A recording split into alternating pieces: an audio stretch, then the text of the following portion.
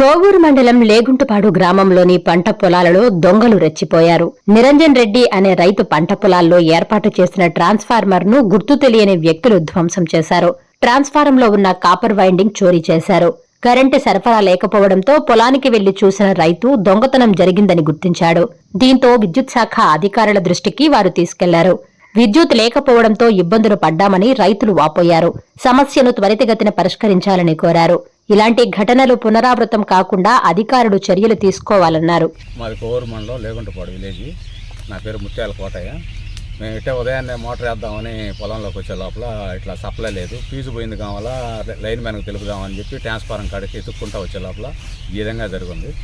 ఎప్పుడైతే ఈ విధంగా జరగలేదు, ఈ వైర్లు దొంగలు చూసాం కానీ ఈ విధంగా అయితే జరగలేదు.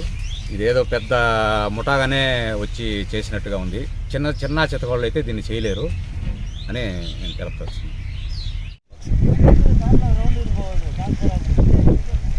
నా పేరు డక్కా జయరామయ్య. రాత్రి ట్రాన్స్ఫార్మర్ ఉండింది నిన్న సాయంకాలం దాకా. రాత్రి దొంగలు తోసేసి మొత్తం ఎత్తుకుపోయారు. నిద్రలేసి వచ్చి నేను చూసుకునే లోపల ట్రాన్స్ఫార్మర్ లేదు, తోసేసి మొత్తం వేరే ఎంత ఎత్తుకొని వెళ్ళిపోయారు.